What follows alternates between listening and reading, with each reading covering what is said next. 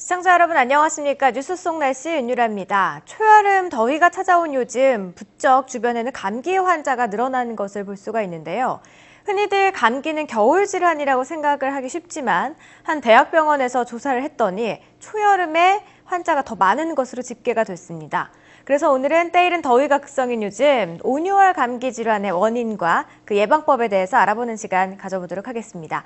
오늘 좋은가정의학과의 김응수 원장 나와 계십니다. 원장님 어서 오세요. 네, 안녕하세요. 네, 원장님 이런 속담이 있어요. 온유월 감기는 개도 안 걸린다. 예. 그럼에도 불구하고 정말 많은 분들이 요즘에 예. 감기로 또 병원을 찾는다고 예. 들었습니다. 여름철에 감기 걸리는 예. 이유는 뭐가 있을까요? 네. 감기는 코와 인두에 주로 염증이 생기는 급성 비인두염으로 정의됩니다. 네. 바이러스가 원인으로 생기면서요. 라이노 바이러스나 코로나 바이러스가 주로 생깁니다. 날씨가 따뜻해지면 바이러스의 활동이 늘어나서 4월 중순부터 7월 초까지 감기가 잘 걸릴 수 있습니다. 집이나 사무실, 버스나 지하철에서의 에어컨 사용으로 실내에서도 심한 온도차가 발생할 수 있는데요. 일교차가 심해지면 감기가 잘 걸리듯이 에어컨 냉방 온도를 너무 낮추면 몸에 안 좋습니다. 차후 건조한 공기가 목이나 코의 점막을 자극하면서 증상이 심해지게 됩니다. 또 황사나 미세먼지 영향도 감기 환자가 늘어나는 데 기여합니다. 네, 일단은 뭐 우리 몸을 떠나서 날씨가 따뜻해지면서 예. 바이러스의 활동이 더 왕성해진다는 예. 점을 첫 번째로 예. 꼽으실 수가 있었고, 큰 일교차, 예. 그리고 실내와 실외 온도차까지. 예. 그렇군요. 자, 그런데 일단 뭐 감기에 걸렸다 하면은 병원부터 찾고 약부터 드시는 분들이 참 예. 많이 있잖아요. 저 같은 경우에도 사실 그렇거든요. 근데 뭐 감기에는 약도 없다. 예. 라는 또 이야기도 있어서 약을 안 드시고 그냥 쉬면 된다. 예. 이러시는 분들도 계신 것 같아요. 예. 뭐가 정답일까요? 네, 감기는 약을 먹으면 7일, 네. 안 먹어도 7일이란 말이 있습니다. 감기에는 약이 필요 없다는 이야기일까요? 감기의 자연 경과는 평균 2에서 7일, 대부분 10일 이내에 회복되는 것으로 알려져 있습니다. 네. 공기 좋은 나라에서는 약하게 걸리고 잠깐의 휴식으로도 금방 회복이 됩니다.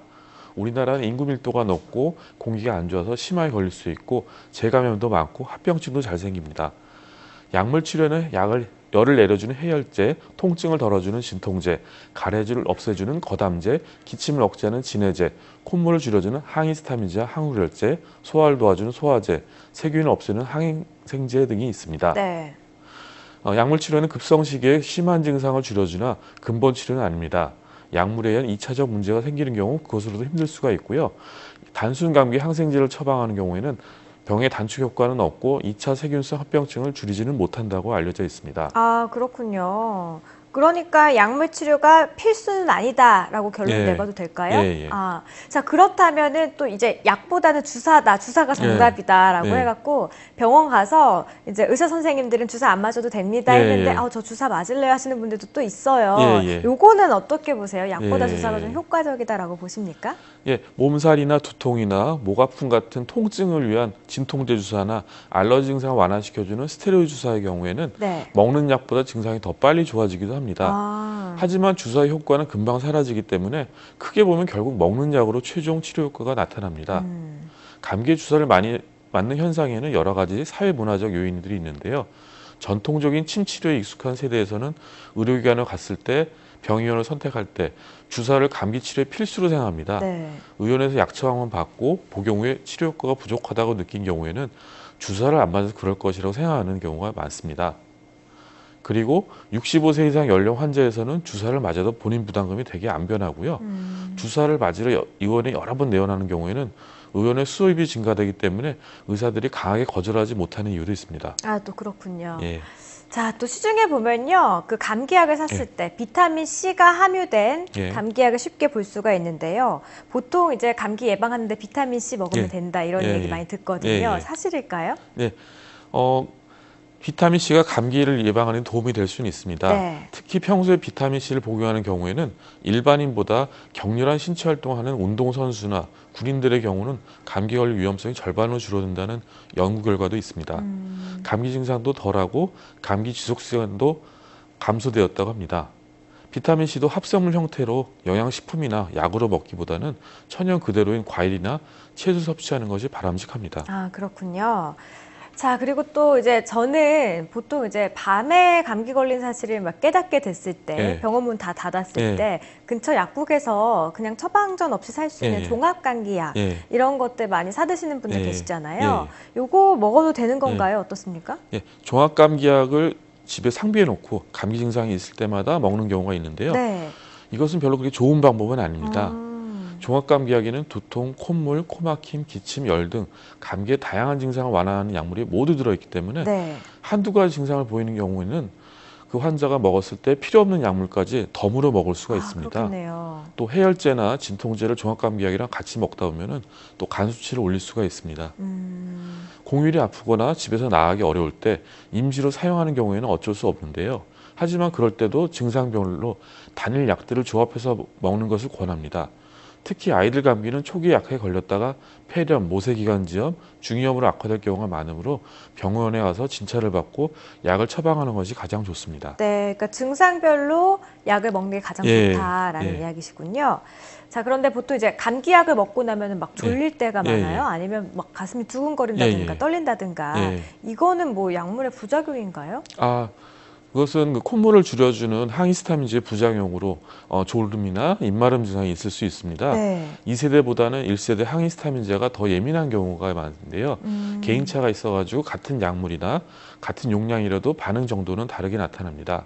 어떤 사람은 먹자마자 졸린 경우도 있고요. 다른 사람은 며칠 먹어도 아무렇지도 않은 경우가 있습니다. 감기 자체의 증상으로도 피곤, 졸림이 올 수 있음을 고려해야 하고요. 네. 입이 마른 증상은 감기 환자의 몸 안에 수분이 부족하고 건조에도 올 수 있습니다. 따뜻한 물을 자주 마시면 또 해소될 수가 있습니다. 네. 코막힘을 완화시켜주는 항우열제의 경우는 복용했을 때 심박수 증가로 가슴이 두근거린다고 호소할 수 있습니다. 네. 항우열제는 슈도에페드린이 가장 많이 사용되면서 어지러움, 두통, 불면, 심계항진 등과 혈압 상승의 부작용이 있으므로 주의를 요합니다. 또한 녹내장이나 갑상선 기능 항진증, 전립선 비대가 있는 노인에서는 사용하지 않는 것이 좋습니다. 네. 자, 지금까지 뭐 감기 약에 대한 이야기를 좀 많이 나눠봤는데, 그런데 제 주변에 보면은 평소에 24시간 예. 4계절 내내 계속 예. 감기를 또 달고 사시는 예. 분들이 계세요. 이런 분들은 좀 면역력이 약해서 그런 것 같은데요. 예. 감기 뭐 예방할 수 있는 방법 어떤 게 또 예. 있을까요? 감기를 예방하기 위해서는 바이러스의 전염 경로를 차단하는 게 중요하고요. 네. 그래서 구강위생이나 양치질, 손 씻기, 환자의 접촉을 피해야 하고 유행할 때는 단체 생활을 피하고 대중이 모이는 장소에 가지 말아야 합니다. 점막 보호를 위해서 적절한 온도와 습도 유지가 중요하고요. 알러지 원인 노출 방지와 황사, 미세먼지를 차단할 마스크 착용이 중요합니다. 네. 담배 연기나 대기 오염이 심한 장소를 피하는 것도 있고요. 감기 증상이 조금이라도 있는 경우에는 충분한 휴식을 취하는 것이 중요합니다. 잠을 충분히 못 자고 일을 계속하거나 무리한 공부를 지속할 때 더 악화될 수가 있습니다. 목 부었을 때 소금물 가글이 부분적으로 효과가 있는데요. 따스한 물 한 컵에 소금을 한 스푼 넣고 양치하면 증상이 완화되기도 합니다. 소주에 고춧가루를 타서 마시는 것도 도움이 안 되고요. 네. 알코올 성분 때문에 더 악화되기도 합니다. 대개 저희 의원에 내원한 환자분들에게는 감기 증상이 시작된다고 느낄 때는 평소보다 수분 섭취를 배로 늘리고 목이나 코점막에 차후 건조한 공기 접촉을 막는 마스크 착용을 하면 증상이 빨리 좋아진다고 설명합니다. 네, 알겠습니다. 오늘 말씀 고맙습니다. 네. 건강관리에 제일 중요한 게 음식이죠. 특히 규칙적인 식사 아주 중요한데요. 매번 아침을 챙겨 먹기 힘들다고 느끼는 분들은 간단하게 두유나 바나나를 드시면 좋다고 합니다. 바나나에는 비타민 A가 풍부해서 감염성, 바이러스성 질환 예방에 좋다고 하네요. 또 하루에 1.5리터 이상의 물을 마시는 것, 마지막으로 항상 손발을 깨끗하게 하고 집안의 먼지를 제거하는 등의 위생관리도 아주 중요한 부분이라고 할 수 있겠죠. 오늘 전해드린 정보 잘 참고하셔서 여름철 감기 걸리지 않고 건강한 여름철 보내시기 바랍니다. 뉴스 속 날씨 오늘 준비한 소식은 여기까지입니다. 고맙습니다.